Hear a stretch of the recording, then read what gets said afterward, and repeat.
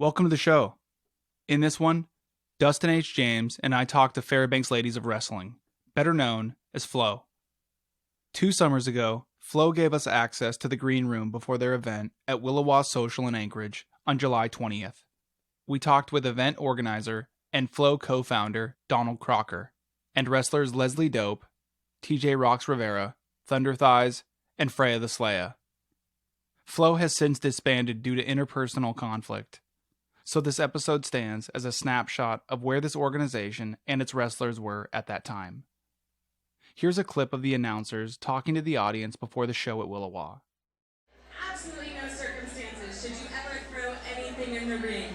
Don't throw beer, don't throw condoms, don't throw anything. Just keep it clean, folks. If you can just try to keep a slight perimeter around the ring. I know we can't really do that always, but the security will be kind of coming around and picking up props. So just respect everyone's space, and on that note, respect each other, right? We're all here to have fun. So let's keep it cool, keep it fun, and thanks for coming. And also, our last rule, make sure you have a good fucking time tonight, everybody! This podcast is made possible through the generous support of the Crude Magazine Patreon subscribers. If you already subscribe to the Crude Magazine Patreon, thank you. For those listeners who aren't, please consider subscribing at www.patreon.com/crudemagazine. That's patreon.com/crudemagazine. And pick the subscription tier that works for you. I want to thank everyone subscribed to the Company Man tier. These are the people who have subscribed to the Crude Patreon for $50 or more. Trina Duber, Seward Brewing Company, The Grind Coffee Shop in Juneau, Derek Adolph, Blue and Gold Board Shop, Sharon Liska, Alaska Surf Adventure, and Aquila Space. Thank you to all the Patreon subscribers. Your money and your support make these conversations possible. The following interviews were originally conducted with the intention of making a short documentary, back when Crude was transforming from a physical magazine to digital media, and then eventually to this podcast. In that shuffle, the documentary was scrapped, but I always had the intention of producing something out of that content. I felt like there was just too much good audio, and the interviews were just too great to forget about. I've learned that there is a difference between interviews before an event and interviews after an event. The vibe is different, and the energy is different. After an event, the performers are either tired or extremely energetic, and the last thing they want to do is sit down for an interview. Before an event, they're getting prepared, both mentally and physically, so they're giving you access to an intimate setting of rituals and camaraderie. I don't know what we're doing. What you need? My stretchy pants. Do you want to come and get your stretchy pants? Go ahead. What is this? This is Crude, yeah. Hi. Hey, my name's Cody. Hey. Hi, I'm Alana. Alana, nice Yeah. to meet you. My character is polyester, and she thinks that She would hate my shirt. really dumb. And I've got the worst costume ever. She once, her first match, she cut my blazer. DIY And- diva? What is this? Yeah. I'd say it's pretty divalicious. That was wrestler Leslie Dope, taking a break from her interview with us so wrestler Polyester could grab a pair of pants. This next clip comes from wrestler TJ Rocks Rivera, who talks about where Alaska wrestling was at that time. But the thing is, right now, this year, it's like the year of wrestling. And to me, it's that slow burn. It's like a movie. It's a slow burn, but it's getting up there and it's getting huge. And I mean, there's been a lot of talk too in the lower 48 to people wanting to come here. And I think now is the time where it's time for wrestling to stand up and say, hey, notice us. And just like Alaska's being called, like, oh, you're another country and all that stuff. Well, guess what? We might be known as another country, but we're making noise. We're making our own, like, union of the fight stance, the wrestling. We're now the Alaskan Hulk Hogans and Randy Savages. So, yeah, I think it was a slow burn at first, but now it's getting up there and we're getting known because we're kicking down doors. On the surface, this type of women's wrestling is an event that involves personas with constant character development and story building. But under that, there's positive body image and self-esteem, escapism, and friendship. Here's wrestler Freya the Slaya talking about what the women of Flow mean to her. I think it's like 50-50, half huge confidence booster, half like really awesome core of women. When we were driving the school bus down here with the ring in it, me and the gal in it were like, man, I've never really had like a tight-knit group of women before that are like really empowering to each other and super believe in each other. It's really funny because people will talk to us and they'll be like, so is there like real life beef between people? Do people like fight in the ring for real? And it's like, okay, maybe kind of, but never because they're mad at each other. If you hated someone, you could never wrestle with them because you're trusting them. You're trusting them that they're not gonna like actually pile drive you, slam your head into the mat. You're trusting when they jump, you're gonna catch them and flip them the right way. So it's huge. Like, of course, accidents and injuries happen, but there's so much trust that goes into wrestling that I don't think people realize. Like, it's super a collaborative dance. I always like, people are like, well, it's not competitive. Is it real? And I'm like, well, I've got like 50 bruises that say, fuck yeah, it's real. But yeah, there's just so much to it where it's like you're competing with yourself. Like, you and another person are in a team and you're competing. You're competing to like get the crowd into it, and you're competing to try to get the crowd to forget that they're watching fake wrestling. Like, you want the heel to be such an asshole that people are like, I want to see that girl get her ass beat. And they're real life pissed and they're supporting the person who's fighting them. That's the goal. When people are sitting there and they're like, oh, I'm so into it, I'm so mad, I hate that person, or that was so crazy, they're not thinking, oh, this is like planned wrestling. They're like, that was a fucking awesome show.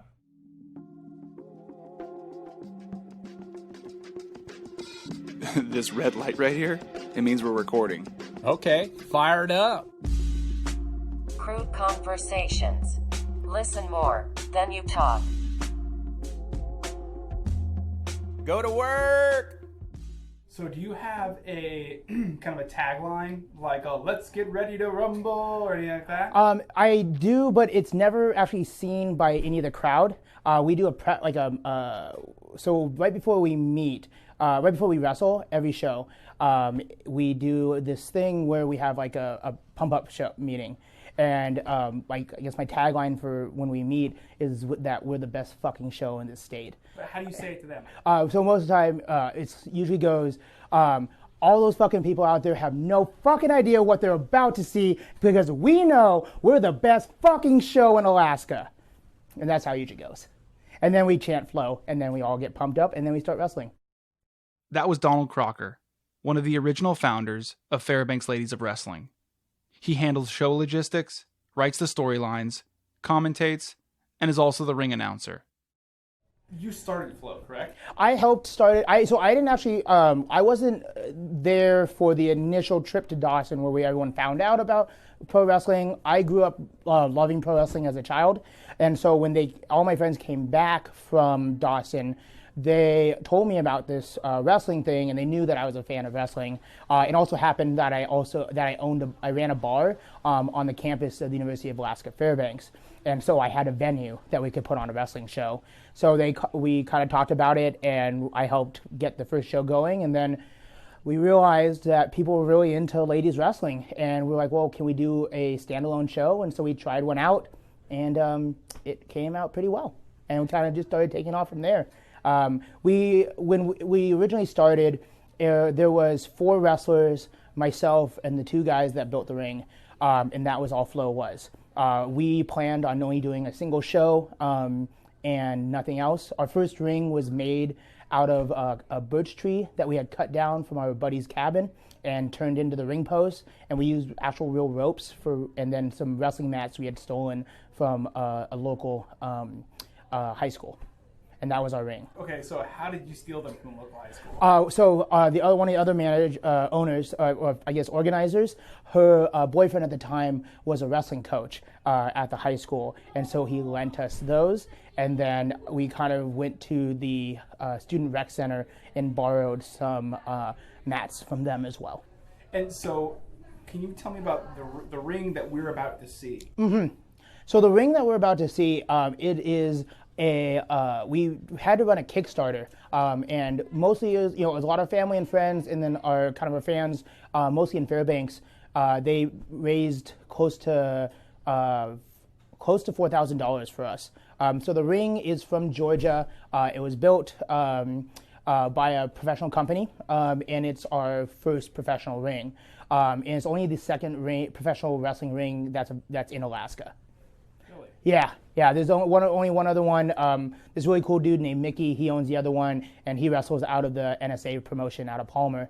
But we have the second ring. That's the only other ring that's in Alaska, and it's a little wonky still, which we'll try to figure out kind of all the physics of it. But it's really upped our ability to put on a great show. It's super loud. Our old ring was made up of wrestling mats, which was a lot easier on the ladies, but it didn't make loud sounds. It wasn't as impactful, and it doesn't get the crowd as hyped as it does now. And so you want it to be loud? You always want the wrestling ring to be loud, because it's gonna, when the slams happen, it echoes no matter where you're at. And so to be able to hear like the impact of someone's body hitting a wrestling ring, as part of the allure or draw of a live show. How much work goes in behind the scenes? How much training is there? How much practice? Like the stuff beyond the show. Sure. So the ladies train at least once a week when we're not having shows coming up. When we get closer to the shows, they're practicing their matches every day. They're running through. So we lucked out and we got a trainer. He's been a professional wrestler for 12 years in the Midwest and Appalachian Mountain area, and he moved up here to be closer to his son. And he contacted us one day, and he wasn't super creepy, and so we met with him, and he's been an absolute godsend. Like, we would not be able to, the way that we wrestle now and the way our shows are run now would not be possible without our trainer. And so he'll walk through matches with people. And then the 2 days before our matches, we do a dress rehearsal where we run through the entire show, making sure we know what it's going to look like, and things like that. But in terms of logistics for actual shows, this tour that we're doing right now, that's going through Healy, Anchorage, and Homer, we started working on that in February, and we've just kind of been slowly chipping away at it ever since. So usually, we all have normal day jobs. But most of our time after that is spent doing flow stuff. We've had a chance to interview a lot of these girls and hear them talk about everything. It's been some pretty powerful stuff, How are they affecting you as a person? The biggest thing that I can walk away from is just it's a new respect for things that a person can accomplish, a person that can become if they really choose to. You meet someone. It's the idea of not judging someone by the first meeting or the second meeting, but by a lot of different meetings. And so it's we have some wrestlers that were super quiet when they first started with us, and because it's just something about going in the ring and playing an extension of yourself. It just brings out a whole new personality and just completely shocks you, and something that you would never expected from that person from other instances or ways of meeting them. So it's made me aware of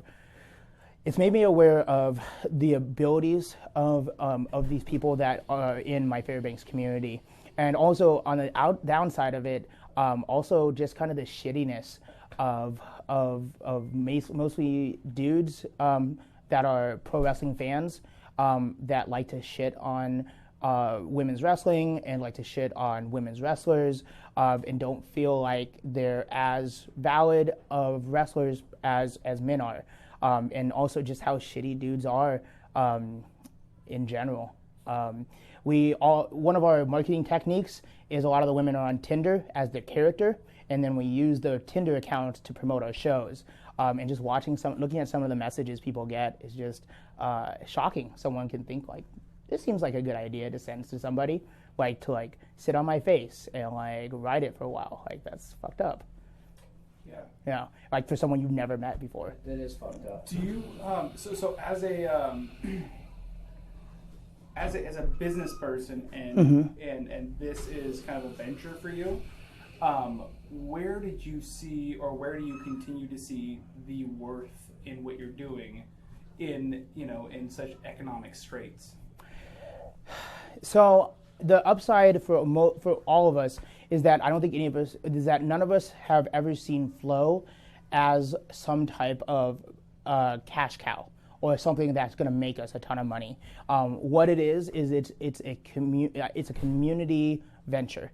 It brings together all sorts of different people into this community, and it's a supportive group of women and men that would not exist. And it's surrounded by pro wrestling, which is an odd thing, but it's something that brings so many people together from so many different walks of life and in so many different experiences before they came here. And so I see it more as a way of us building community and building the arts in Fairbanks and hopefully across the state. So what do you do for work outside of Flow? Sure. So my job currently is as an academic advisor at the University of Alaska Fairbanks, and I work with students that are first-generation college students, students with a limited income, and students with documented disabilities, and I help them finish their bachelor's degree. And so what kind of people would you say come and watch Flow? So the people that come to Flow shows are a wide range of folks. We have wrestling bros that grew up in pro wrestling just like I did, that are huge fans, huge marks. We also have just casual fans, because we do storylines that don't take pro wrestling very seriously. It's more theatrical than what you'd see in WWE now. It's more closer to like 80s WWE or Glow or things like that. And so we can attract the casual fan that doesn't really need to know like what a acai moonsault is, but they see cool characters and things like that. So, yeah. Christine. Oh, shit. Okay, cool. We got Okay. one more question. Yeah. If people were to walk away with a message, what would you hope that message would be? The message I hope people walk away from after seeing our show is that men or women, doesn't matter, when they're in the wrestling ring, anyone is capable of becoming a professional wrestler. And they're capable of doing absolutely extraordinary things, and just being able to be themselves and being accepted by the crowd. In this next interview, we talk with Leslie Dope. She says her persona is a derivative character based on the Parks and Recreation character Leslie Knope. But if instead of being on track to become president, Knope got wrapped up in a political scandal and now has to find a new ladder to climb. And that ladder is professional wrestling. I don't even feel like I'm in character until I walk out to where the crowd can see me. So like when I'm backstage, like when we've had curtains up or something like that, before I bust out and my entrance music comes on, I don't feel like I'm my character. And then once I'm out there, then I've got like my little march I do and that smile and my wave, and then I'm in character. So it's the crowd, I think, for me. Yeah. Tell me about your costume. My costume, it's gone through some iterations. So the very first time I wrestled, it was at our Midnight Sun last June, and I didn't have a wig yet, so I'm one of the few that wears a wig, so I have a blonde wig. In my original costume, I didn't have a wig, and I had these underwear that I used super glue and tape to put Biden on my butt. So my pants got ripped off in the middle of the match, and I had Biden on my butt. So that was pretty fun. But now I've gotten it a little more legit. So I've got like the blazer that says "Dope" on the back, and always patriotic. So always red, white, and blue. Yeah. How does your persona affect or inform the way you see yourself in the world? So my persona is really interesting. I'm not a patriotic person at all. I, in fact, tried to like find a career that could help me not live in the United States. And so it's really fun to play this like uber patriotic, uber like bubbly person, because that's not really me. So it's kind of like this other, I don't know, like this avatar of me where I can be something that I'm not for a short period of time. And it really takes that energy, like I was saying before with the crowd, to like get me in that headspace, I guess. So it's just like a completely different person, and it's really fun to play around with. So do you think, like, after playing this person in the ring, do you see this character, this persona coming out in everyday life, normal life? Do you ever see yourself reenacting this character? I don't personally see myself ever like my character. I've been in situations where I've had friends be like, "You're such a Leslie Dope." So like I was with the Liz Soda Undying once, and she's like very involved in some local advocacy stuff. And I was at a Fairbanks Activist Forum meeting, and I just kept jumping in with all this stuff, and she was like, "You're such a Leslie Dope." So it's just like these random parts of my life, I guess, might be kind of similar, but I wouldn't say that I see them. So other people see them. I think maybe, yeah. Okay. So wrestling is very physical. How do you prepare, whether it's physically or mentally, or which one is more difficult for you? I would say the physical stuff can be kind of difficult. I'm not the best of like hand-eye coordination. I was a nerd growing up. I didn't play a lot of sports in high school or anything like that. So the physicality stuff has been challenging at times. I'd say I do a little better with the character stuff, but the neat thing about wrestling is you don't have to be super strong. You don't have to necessarily be super fast. Like you can find your niche within wrestling based on whatever you can do. So whether it's like, say you're not really strong, maybe you're going to chain wrestle a lot. Just you can find your ways to work with what you got and still look pretty badass. What is your favorite move? That I do? Yeah. So unfortunately, my favorite move, I don't know if I'll be able to do again. In this last show, my last show in June, I did a curb stomp that I call the Sisterhood Stomp, and my ACL and MCL got stretched and partially torn, but it was my favorite move. It looked badass, and it was super cool. So we'll see if my body lets me, but that's definitely my favorite move so far. What are your greatest, would you say, your challenges that you guys face? As a group? Or both as a group and as individuals, what represents, I'd say challenges we've faced so far has really just been getting taken seriously by people. We before I even joined, they started out small at the pub where Donald used to work at UAF, and with a kind of janky ring made of birch trees and stuff like that. And we've just grown and grown and gotten better, but still up until maybe this last show, we're fighting every time we tried to get booked. And, we're fighting to get people to really take us serious. And we're like, no, we've got this huge following now. We're selling out bars. We should be taken seriously. Sure, we're niche, but that's been one of the biggest challenges, I think, as a group, and being one of the people that's helping out with the organization side of stuff. And for me personally, the physical stuff has still been a challenge. It's just hard to get into that athletic space for me because it hasn't been something I grew up doing. But it's also really exciting to kind of take that on. What kind of people come to watch Flow? It is a mixed bag. It is such a mixed bag. We've got our people, we've got our core group of people that are always coming to our shows who, are our friends or just people who really enjoy what we do. And then we've also got those really random people that just are like, oh, cool, women's wrestling. Definitely always the people that are like, is it mud wrestling? Is it naked wrestling? Is there going to be Jell-O? And all of that, which we don't always appreciate, but always offers a good opportunity for some banter. So... If people were to walk away with a message, what do you hope that message would be? That anyone can be badass. I really think that's the beauty of Flow. We've had such a diversity of people involved in Flow that it's been really cool to see each of us find our niche and our path within ladies wrestling, and it's just been really, really rad. Anyone that wants to join Flow, if you were passionate to be in Flow, you could do it. You could find a way, no matter your physicality, no matter, anything. So, yeah. In this interview, we talked to TJ Rocks Rivera. TJ says that as a young girl, she started watching wrestling at 3 years old. At 5, she was diagnosed with type 1 diabetes. She starts this interview by explaining how wrestling helps her overcome the perceived limitations of her diagnosis. So when I was 5 years old, I was diagnosed with type 1 diabetes. Wait, is this real? Or is yes, this is actually real. Okay. But yes, I became diagnosed with type 1 diabetes when I was 5. I'm 29 years old now. And when I get in the ring and I become the persona of TJ Rocks Rivera, I don't feel like I'm a diabetic anymore. I feel like I'm a person. I'm an independent woman. I'm a fighter. That's awesome. So, what's the biggest benefit that you've taken yourself through this whole process of being a wrestler? You know, how has it impacted you personally as an individual?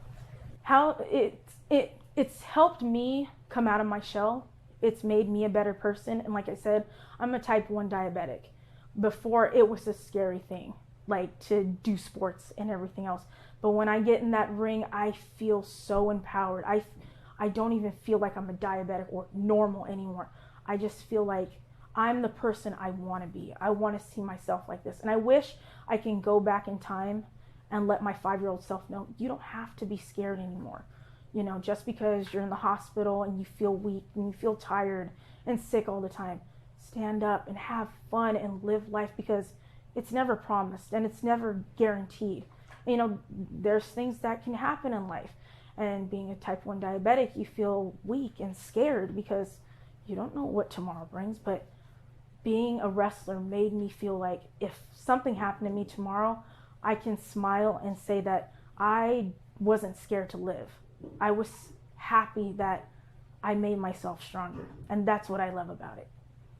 That's great. So how did you get involved with Flow? I got in Flow very interestingly. Last year, I actually had neuropathy. I found out I had a neuropathy and I was going through a really bad time. And my boyfriend, who I actually met through in professional wrestling, was like, Tiana, we have to go to Fairbanks. And I was like, okay, we'll go to Fairbanks. And he's like, Tiana, there's wrestlers up there. There's female wrestlers. I want you to go see them. I'm like, I really don't feel like it right now. You know, I'm not in the best of health. He's like, no, I'm going to get you in the best of health and you're going to see these women wrestle. And when I did, it just re-energized myself, and I was like, I have to get better. And slowly and surely, I got better, and I performed with them December 6th of 2017. That was the first time you did? Yes. And what was that first time like? It was amazing, because I had trained for 5 years, and I never got a booking. And when I did in December 6th, I cried. At the first match I had, I went down the stairs, I had my wrestling match, I went up the stairs, I saw my dad, my boyfriend, my friends, and I just bawled. I just cried, because it was like, it was more than a title shot. It was more than anything in the world. That was my WrestleMania, in a sense. So how did you come up with your wrestling persona? My wrestling persona, I have always loved to dance. I always go to Myrna since I was 21. That was my big place to go. So even if I didn't have a drink or something, I would love to dance. That's my thing. I love to dance. I love to have fun. So I was like, well, I've been to raver shows. I've been here. I've been there for dance. That's my persona. I want to be that raver. I want to be that rock star, but I want to also be that fighter. I want to show people you can have fun and also beat people up. Okay, so how does your persona affect or inform the way you see yourself in the world? I want to be different. I don't want to be like famous or well known. I just want to be myself. I want to be my true self. And if it inspires somebody to do that, that's an achievement for me. There's little kids that are like, you look weird, but that's awesome. Oh, you can always be weird and have fun and be yourself. So you don't have to fit into the mold all the time. Just be yourself, because it's just boring, not just trying to conform yourself to society and just be another drone. Do you see your persona coming out in your normal everyday life? Do you ever see your character kind of these things crossing over? Yes. Since I love anime too, it's like I'm a superhero / anime person. So I really love Marvel comics. So I feel like, I guess, Captain Marvel in a way. And as for anime, I'm just that fun-loving anime person. That's awesome. Okay, so if people were to walk away with a message from tonight, what do you hope that message would be? I hope 2 things. Number 1, I hope they have a hell of a good time. I want them to have smiles and say, holy crap, I've never seen this before, and tell their friends, tell family members. I want it to be huge. I want Flow to be known, not inside Anchorage, but all over Alaska, all over the world. I also want women to be inspired too, that, it's sad because sadly, a lot of domestic violence happens here, and a lot of women are like insecure and don't feel significant. If women come here and they see what we do and they feel inspired and empowered, that is a huge, huge gain for us. I know I would love to see a woman say, thank you. Thank you for making me stronger. Thank you for making me feel like I'm somebody. I'm not some dude's, plaything or some girl's manipulation toy. I'm me, and I can be stronger than who I think I am. And that's what I would love to see. In this interview, we talked to wrestler Thunder Thighs. She starts by explaining how she got into wrestling, how a couple of her friends were inspired by a women's wrestling event they saw in Dawson, Canada, and suggested they do something similar in Fairbanks. I came back to town, and we were all sitting in one of my friend's living room, and Donald and Sarah were like, what if we started one in Fairbanks? Would people be interested in this? And I was like, fuck yeah, I would be interested. Let's do it. I had been doing a lot of bodybuilding before that. Like, I started bodybuilding my freshman year of college.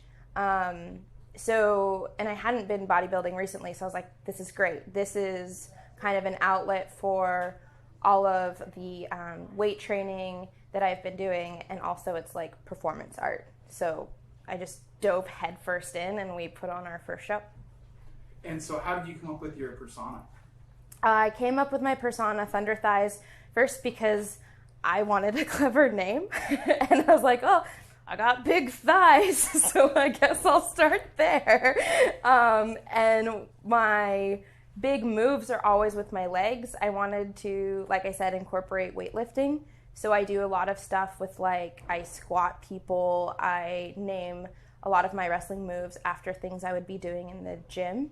So I wanted it to be, like, around my body. And then also, I think it's really important for women to see, like, a person who's not super skinny. And I wanted to not just be a person wrestling who's not super skinny, but I wanted to be that person and just fucking own it. I want people to, like, know that I am not ashamed of the fact that I have, like, a bigger body. Yeah, so that was how I came up with it. So what does the costume look like? I wear all black. From day one, I knew that I wanted to be a heel, so like a bad character.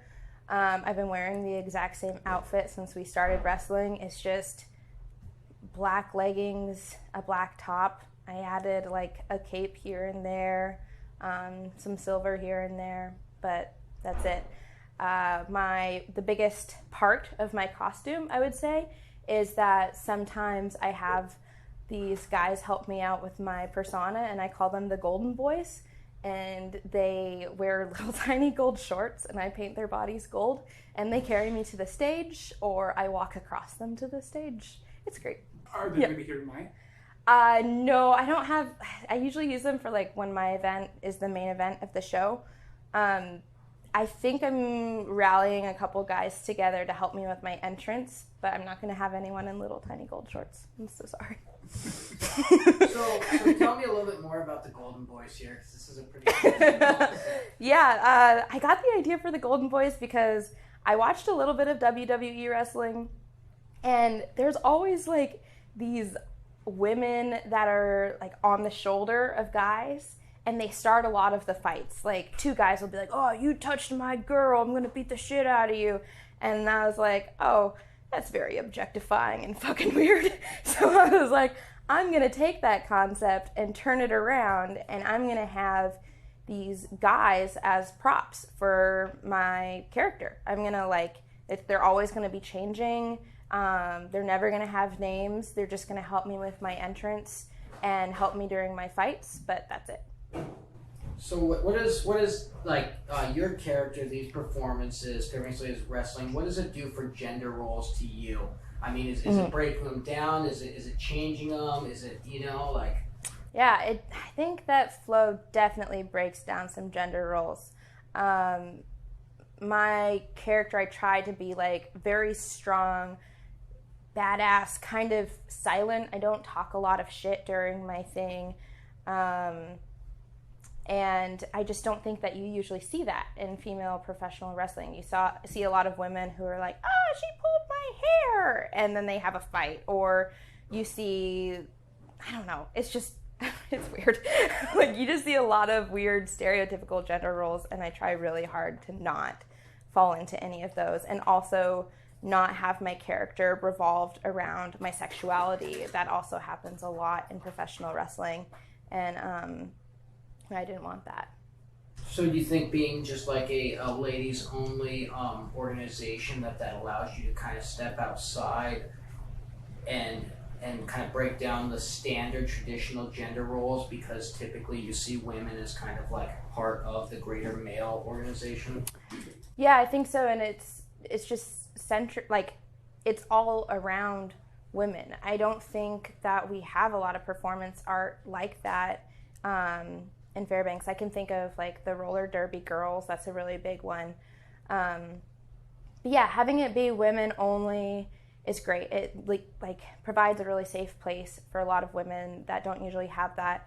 And it also breaks down the stereotype of female wrestling always being this like mud wrestling or jello wrestling thing.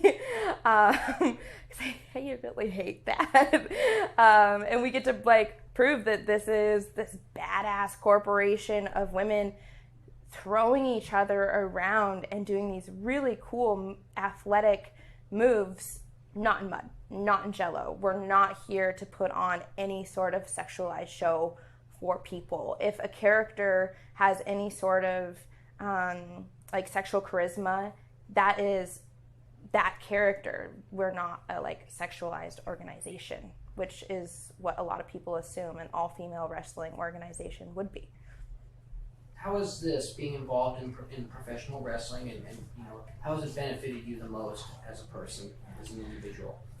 Gosh, being a part of Flow has given me a lot of confidence in a lot of different ways. I get to be surrounded by a lot of really supportive women who all love doing this thing that I love doing, and that's really great. I've made a lot of friends through it. It's also benefited me in, you know, I brought up before that I named myself Thunder Thighs in order to like own my body image. And having named myself Thunder Thighs, it puts me in a position where other women are seeing this. And then I've had other women come to me and be like, that was so cool. I love what you're doing. I love that your name is Thunder Thighs, because it's generally a pretty derogatory term used towards women who are not skinny, right?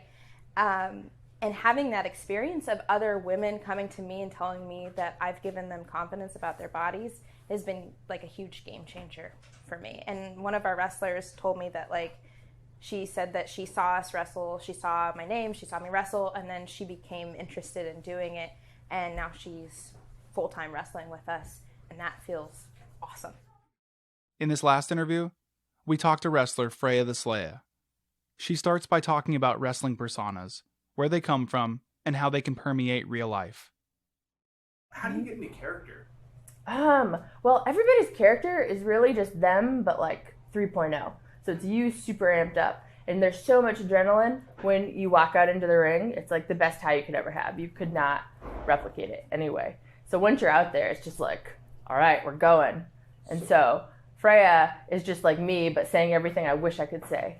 Because I'm a teacher, so I like hold it all in. And then when I'm Freya, I can just go. What grade do you teach? Middle school, 8th grade. I substitute taught for a while. Oh, yeah. And within the whole, like, I guess, teaching spectrum, people know that if you, like, you were either a middle school teacher or you are not. That's true. I like middle schoolers. Yeah. Yeah, they're fun. I'm probably not a middle school teacher. Oh, you know, you just have to, like, prison rules. You have to win the biggest, baddest kid. Okay. So when you find the boss, you beat them. And then you're on top. Oh, it's true. I play basketball, so I find the kid that's the coolest every year, he or she, beat them at one-on-one, exert everything I have into really embarrassing them. And then from then, everyone loves you. Do you think is that you, or is that a little bit of your persona kind of like leaking over into your real life? See, that's it. Like, my persona really is still me. It's just me more. Yeah, and all my students think it's so great that I wrestle. So they all know. Oh, yeah. Yeah, every time I'm in the newspaper, they tell me. They come show it to me, and they're like, Miss States, you're in the paper again. It's like, yeah, I know. They're like, when are you going to be the teacher-nator? Your like tagline could be, you're going to get schooled. That's their good idea. So obviously wrestling's benefiting you outside of the ring. You know, what ways is it affecting your life now? Obviously with your students, but wrestling's a super good release. It's like very cathartic going out there and performing. Like, I've never been in a band. I didn't do anything where, you're doing something in front of a crowd.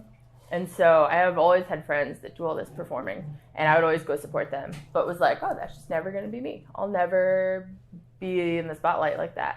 And then when we were doing wrestling, I was like, wow, I see why people do it. Like, I get it. I get why people like going on stage.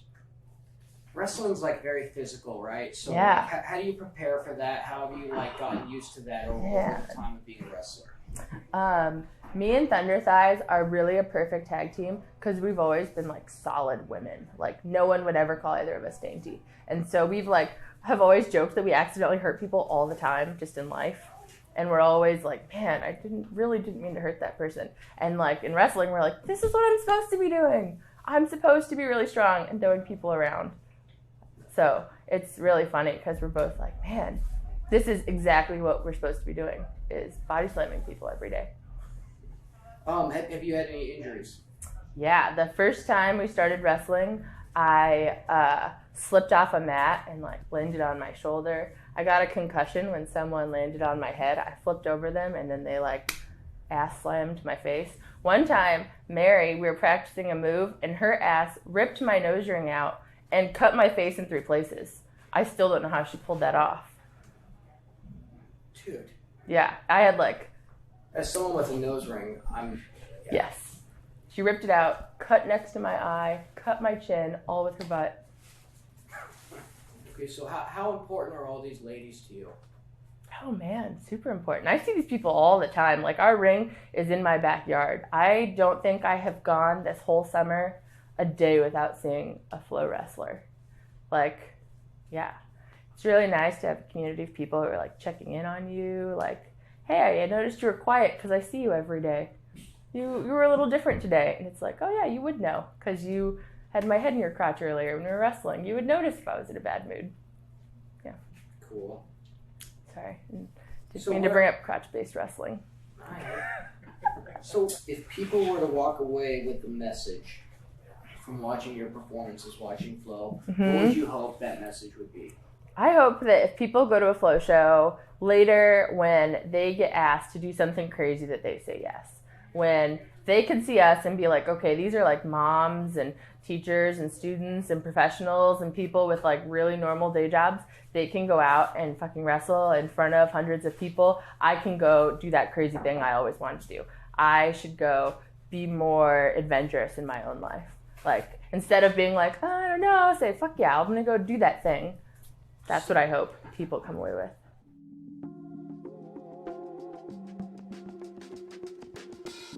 You can support local grassroots journalism at www.patreon.com/Crude Magazine. Crude Conversations is written, hosted, and produced by me, Cody Liska, for Crude Magazine. This episode included additional help from Dustin H. James. Music was produced by Alcoda Beats.